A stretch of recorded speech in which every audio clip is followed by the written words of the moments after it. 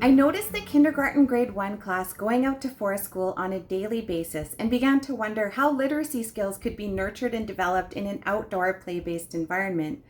Because of COVID, many teachers were beginning to explore the benefits of outdoor education because it offered a safer place for learning. The goals of our study were to explore emergent literacy skills within that context of forest school and to share examples of the teacher's role in supporting students' development in these skills. Being aware of these foundational literacy skills and how they can be nurtured outside within play-based learning allows teachers to become more intentional in developing these skills within this learning environment. Our space is not extraordinary. It's just a windrow of Karagammas behind our school in rural Saskatchewan, but Forest School is truly magical. It's a place where stories come alive, where students' voice is honored, where learning is natural and creative and authentic. Forest School has become a treasured part of our school day. Research has shown that oral language, listening and talking, sets the foundation for early reading and writing, and that in conversation, young children develop the language skills needed to make sense of print. Play facilitates that language development in that it provides so many opportunities to hear and practice and learn language and to use more advanced language. Recognizing the importance of place is also so important to providing knowledge-rich education. Nature-based education is place-based education, and no matter where we are, we bring our place and the history of that place with us. We really need to honor that. In this video, we provide examples of 6 essential tasks for development of emergent literacy that can be facilitated in play-based outdoor education. And then we will explore what the teacher's role is. Forest School provided opportunities for children to talk about what they want and for the teacher to extend their talk. Tirza played an important role in helping her students expand vocabulary, sentence length, and expression, and the students used language to describe their worlds, to create and engage in stories, facilitate problem solving, and in teamwork. Right in the middle of the path were 2 big shoes, and the shoes went clomp, clomp. Why is he scared too? Why is she afraid of shoes? Because they just started doing this. Clomp, clomp. Do you think she would be afraid of that? No. Look at the picture. Does she look afraid? Yeah. No, she looks surprised. She looks surprised. It sometimes feels overwhelming when so many kids want to share their ideas or discoveries or stories at the same time. The key is to really slow down and really listen. To honor each child, we must really listen to what they are saying, how they are expressing themselves. What is a jungler? An adventurer. What is an adventurer, Ashlyn? So you're an adventurer or a jungler, and that is someone, I'm just writing this down because that's cool, someone who discovers new animals. What I was actually meant to say discover animals that you've never seen. Oh, so these are like brand new species? Wow, that's pretty cool. Did you find any in forest school? Yep. Okay. Come on, Allie. Happy jungling! I just made up a new word. These learning moments were captured because students knew that they could tell me what they were thinking or playing or discovering. Other students also knew that they needed to wait while I finished a very important conversation with someone else. This teaches them that everyone has a voice, that everyone has ideas or thoughts that are worthy, that when it is their time to share, they too will receive the same attention. When she was startled by a very huge orange and very scary pumpkin head. And the head went... Yes, I'm right. Boo, boo. You were right. Did you see it in the picture before? No, I kind of saw. Look, I kind of saw. Yeah. What's really... I wish we could stay out all day today. I want to sleep in here. I think we should have a nap in here. I think that's a great idea. We could like set up a hammock right there. Do you guys know what a hammock is? No. Oh yeah. So a hammock is like made out of fabric, and it's like a bed, and it like ties on one tree or like a support, and then it ties on another support, and you can just lie in it.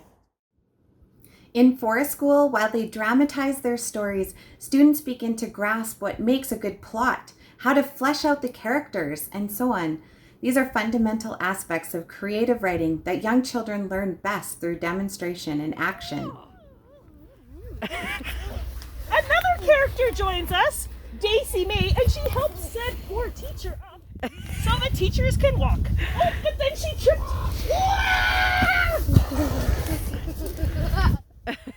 Daisy, save me! Alicia, save me! You just told the teacher, stop falling! Teacher keeps walking. It's now time that he has defense. The kids help the teacher. I have a question for you guys. The things that happened, the takeoff, was that something funny or scary? Funny. It was something funny, so it was a funny story. Directly drawing attention to story elements is important. Giving students the language to describe the parts of the story helps teachers to draw out more ideas for a student. Once upon a time, there was a little old lady who was not afraid of anything. Who's our character? A lady? An old lady. That describes her. When did the story take place?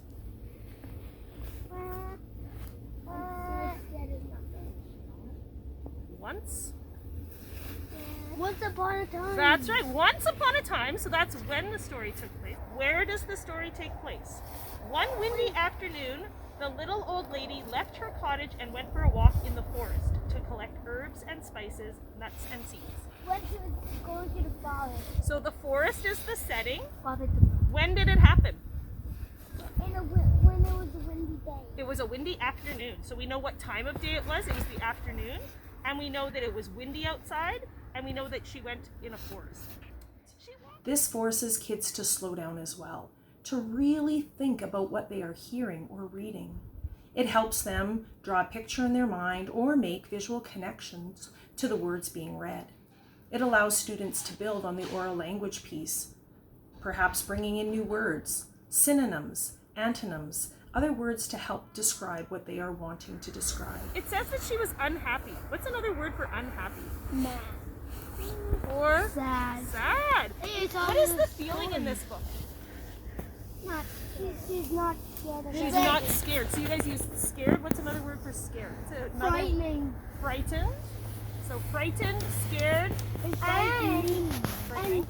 And really freaked out. Freaked out. Good one. Sebastian. Hearing the elements of story gives kids building blocks to become writers themselves. There is pride when kids take off with their own stories, when they realize that they too can become authors, that the ideas in their heads can be transferred onto paper and shared with friends, now or in the future. It gives them power over language, and this is the good stuff. Horatio, are you writing a book? Yeah. What kind of book is it? It's a book about what people are playing. It's a book about what people are playing. I love it. Tirza facilitated knowledge of how print functions by following the students' lead when they engaged in writing that enhanced their play. For example, writing up a speeding ticket, looking for letter shapes in nature, or creating signs like "Bats allowed." That's so Sorry. cool. So hold it like this so she can see it. That's allowed. Where do you start your letters? Where Where do you start your letters? If you're gonna start a letter, then you better remember to start it at the top. Okay. This is my absolute favorite thing to observe. Kiddos grabbing a pencil and a clipboard with paper and starting to use print in their play. This happens so often. Kids want to describe their recipes, write their Christmas wish lists, practice printing their alphabet, or scribe their friends' names. Get him? Are you gonna catch him? Okay, you gotta finish writing that ticket. Show me, what does it say?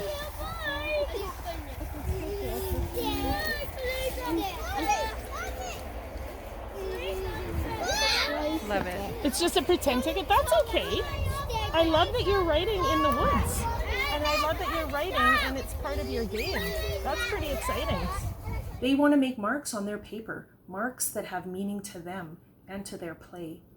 Some kids are more apt to do this. Some kids will be inspired by their friends' writing and will build on it. Okay, so what do you want me to write? Did you get I it, found Stacy? an L Let's see. on a tree at first. I found Cute, L cute. No, now I gotta put it over top. on Cute. Those are adorable. When did you get those? tree in forest. Do they fit great though? Perfect. Love them. Well, my new boots are coming in the mail, Daisy. You're welcome. Make sure you put your name on that so I know who wrote that or whose idea that was. Like roll over and I'll Nice. At home, they notice their caregivers, writing cards or grocery lists or invoices. They notice me even using my clipboard to document their ideas and words. They want to do it too. Can I write that on here? Yeah. So at Halloween, Fountain one. at Halloween, I will hide. What are we hiding again? Where? All over the All over the place. Can you tell me? That is a lot. Those are your words. This just naturally lends itself to helping them with conventions of print, how some letters are formed, starting letters on the left and moving right, starting words at the top of the page and moving down, noticing when uppercase letters are needed, when labels are helpful, even observing letters to be found in nature. And what is this right here? That's the grass, and that's all to lead to that. Perfect. The grass has. Can I make an arrow here and write garage so that we know what that is? Okay. So I'm gonna do this. So this is called a label, and when we label it, it helps us understand a little bit better. So garage. Wait, a bee. What does a V say? Wait, I think. Good. Uh-oh. I found an eye. Uh-oh. A real eyeball? I can't see it. No, what did you find? A letter I? Young children have a growing awareness of the conventions of print and the concept of the alphabetic code. It's usually assumed that this next step requires instruction in phonics, that relationship between letters and speech sounds. It does, but first they must understand that what can be said can be written or encoded, that what can be written can be studied for its subparts, decoded, and that what can be decoded can be understood, comprehension. Tirza facilitated this understanding by encouraging her students to, for example, write the recipes they were creating, make a sign stating the rules of forest school, create a project manager plan for clearing out the cattails from the swamp. She brought Jolly Phonics and other classroom teachings out to the forest to be used in authentic settings. A, B, C. Should we go see if we can find Logan? Is he speeding in a fast monster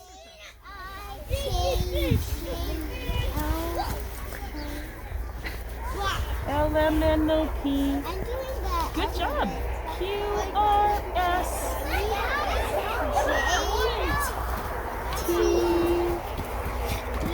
Yeah. V. What comes next? W. X. Y. What comes at the end? Good job. Now I know my ABCs. That's why I want you to Did you find that? That was quick. Helping kids use letters in their play is very important. They are using written words in an authentic and highly engaging way. They want to write down their ideas. They want to include their friends on their lists and write up speeding tickets. They want to write their recipes for grass soup. So what letter is that? It's like the same as your third letter. Yeah, it's like that. Yeah, it's like that letter. Yeah. Do you know what that letter is called? This one right there? That's right. Remember? They are engaged, they are joyful, They are authentic and they are so very proud. Yes. What is it? Like a Minecraft. I know, but what's the next letter? It says What letter? You are making one in the snow.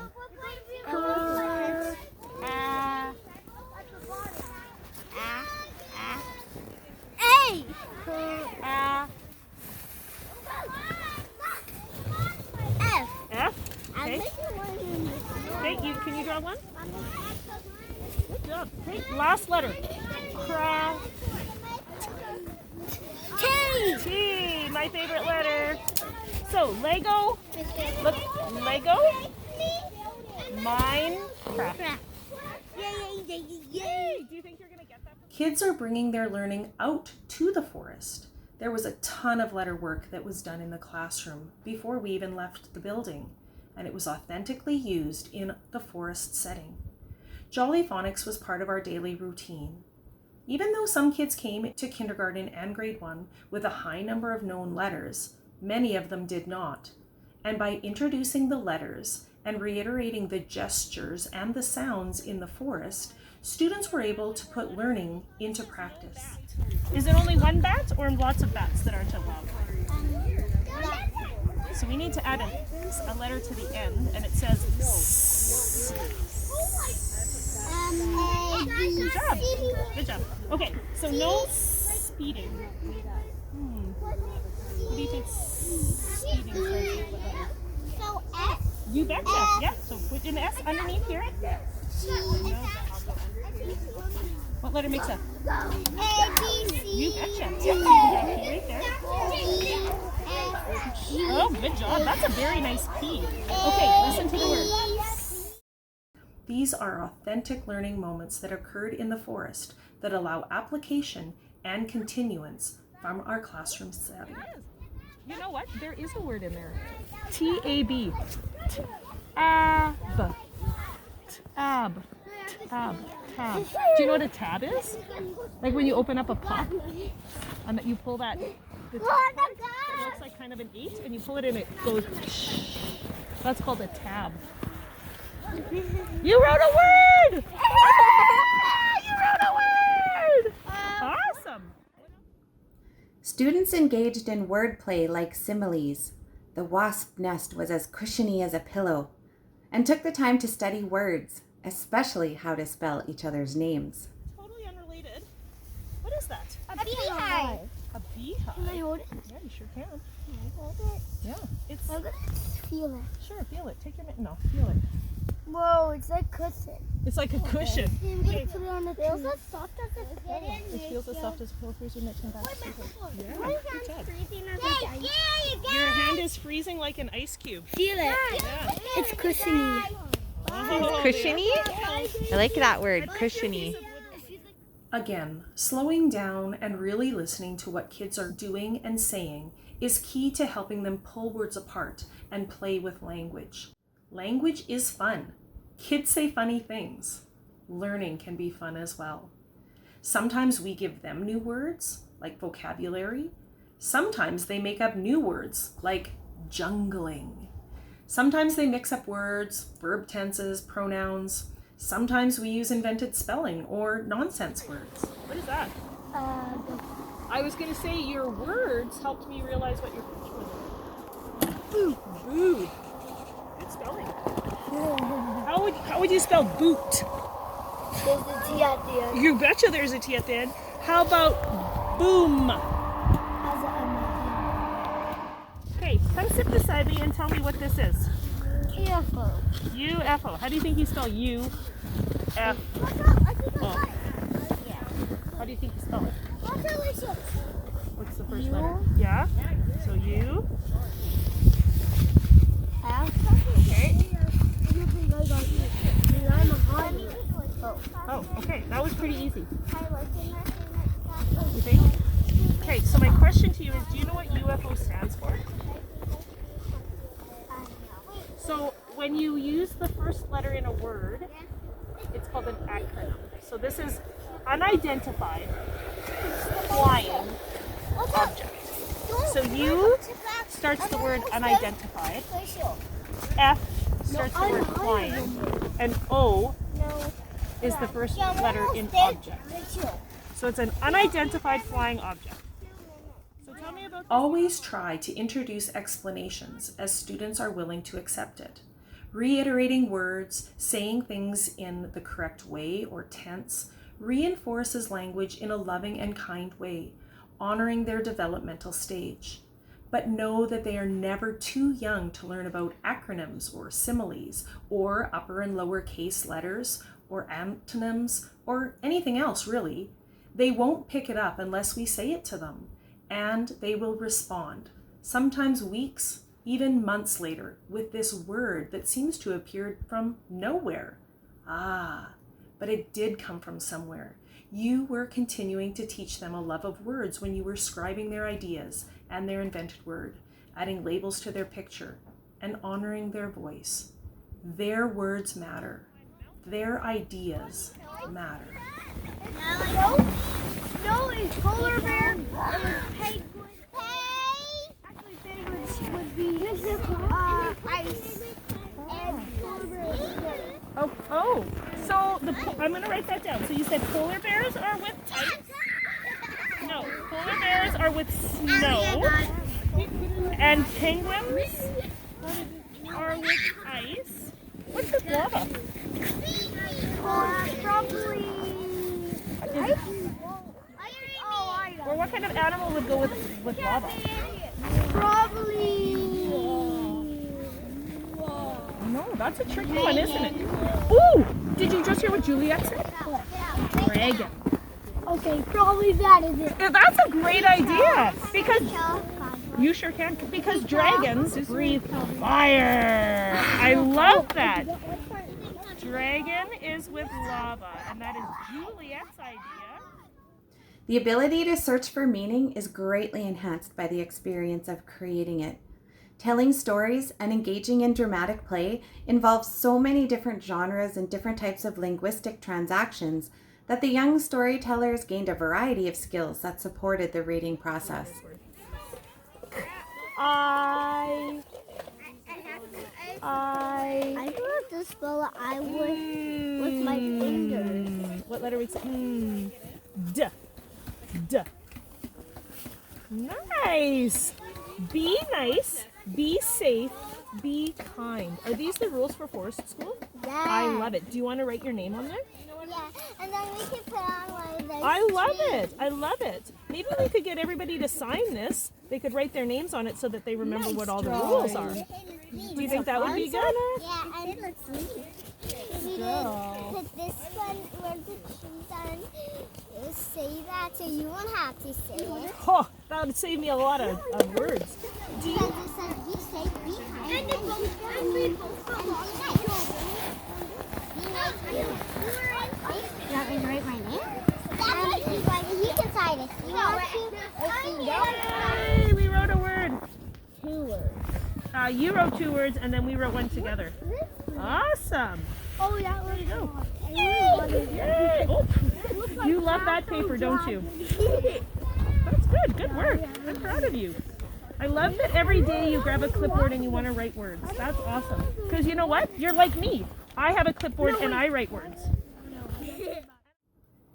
This last clip says it all. I love seeing my students incorporate writing into what they are doing outside in Forest School. Seeing kids authentically engage in reading and writing in the forest is absolutely beautiful. Boys and girls, I want to applaud you. Do you know what that means? I want to give you like woohoos because you guys did some amazing work today. First of all, I talked with some kids that were making signs because they were pretending to be bats living in the woods at nighttime. And so they made signs to welcome bats, to say all the bats are welcome. And then somebody wrote a sign that said, no bats allowed. So I really, really love when you guys, Tate and Sit, or AJ, I love when you guys incorporate writing into what we're doing outside in Forest School. The other cool thing that happened was my boys that were playing with sticks. I love how you guys accepted what I had said and you guys started playing the drum. That was a beautiful moment, and I'm very, very proud of you for doing that with me. For the longest time, it was thought that play was the realm of children and that adults should not interfere. We now know that adults can and should be a part of children's play, and that adults are just as important as other children when it comes to learning new skills and figuring things out. When teachers join in their students' play, instead of imposing their understanding of play, the learning that happens can be powerful. Teachers can take on many different roles during dramatic play. How involved teachers are will depend on what the learning intention of the experience is and how children are interacting. The teacher role of onlooker involves standing back and observing the play and learning that the students are engaged in. You always get pulled into the play. I do, and Sophia just invited me to go play. She invited her to go play. Should we go play? So can Miss Realkoff observe, or will she be pulled into the play? We shall see. Dun, dun, Dun, dun. It's important that we step back to provide students with uninterrupted time and space to play freely. I'm gonna put mine in my. Good idea. Tirza, despite her best intentions, was admittedly not very good at doing this and was mostly drawn into the play, which the students loved. Gonna go to the city? Yeah, want to join us? No, it's trying to. Do you want to join us? Yes, I do. Okay. Where am I gonna sit? Can I drive? No, you go right here, Mrs. Fine. I get to drive. Woohoo! In the role of stage manager, the teacher gathers materials, makes props, constructs costumes, organizes the set, and makes script suggestions. At the beginning of the school year, we started out with a plastic, white wash bin with a few items, some pencils, paper, and clipboards. By spring, our materials needed an entire wagon. Having materials for students to use is imperative, especially if you're wanting to foster a love of language. Scraps of paper, pieces of cardboard, sharpened pencils, whiteboards and markers, and crayons were essential. However, we added other fun items to add to their dramatic play, such as pots and pans, funnels, sieves, wooden spoons, random plastic containers, tools, and magnifying glasses into our wagon. Additionally, students used found items such as tires and old desks to add to their physical environment. Adding a variety of material engages students in new ways. When teachers take on the role of co-player, they assume a role, mediate dialogue, and define roles and responsibilities of characters. Part of my role is to engage in play with them. When I am able to set my clipboard down and immerse myself into their play, I really get an understanding of where they're headed with their play. Okay, I'm driving.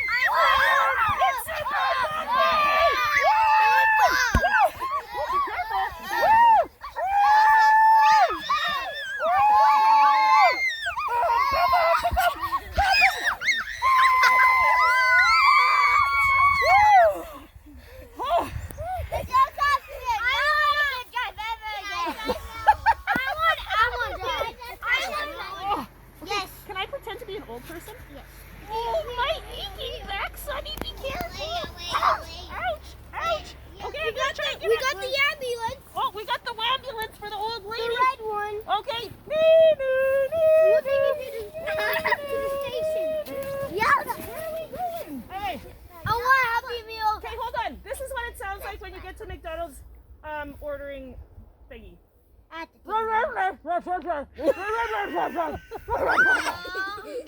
Can I take your order? Yes. Sometimes kids take the lead, and I follow. Sometimes I get to guide the play. It really is an honor to be invited into their world of play. And I decided to have a nap because They love being silly. They love it even more when you are silly with them. you covered me up with snow.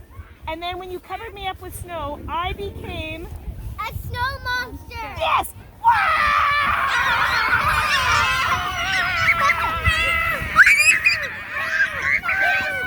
They want to laugh with you.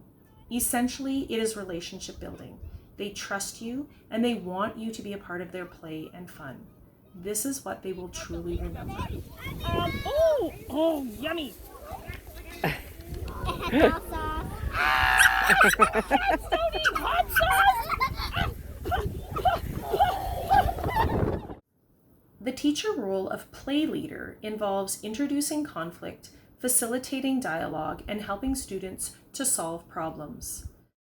This next clip shows an example of how I redirected a game of zombie killing. The love net works on everyone. I'm going to put a love net over top of you. The love net got you. Can I cut it out? Nope. This is the strongest love net. And it makes you not a zombie anymore. Now you're a zombie, Mr. Oka. Oh, I have the love net. I have another one. Would you like the love net? Yeah. I wanted it and I fell asleep. Do you need the love net? I fell asleep. I'm giving people the love net so that the zombies can't get us.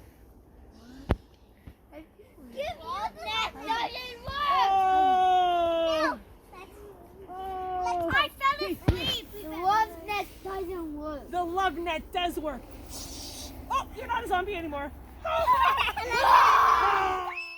Our hope is that sharing our research will highlight how easily the work that you do in your classroom can be transferred into an outdoor setting, even enhanced in Forest School. Nurturing emergent literacy and language development in an outdoor setting is authentic and engaging. The journey for students unfolds naturally and at their own pace. They are naturally drawn to include script in their dramatic play when they are ready.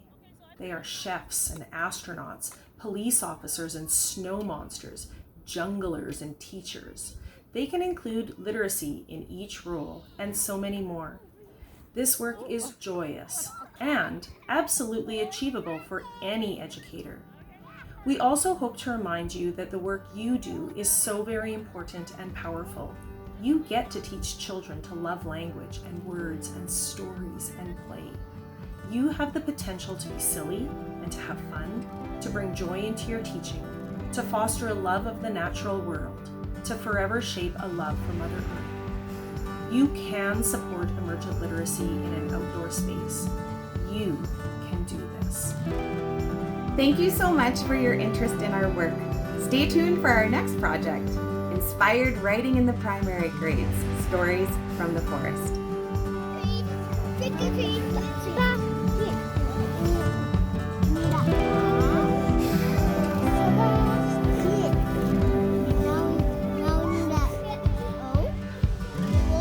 No.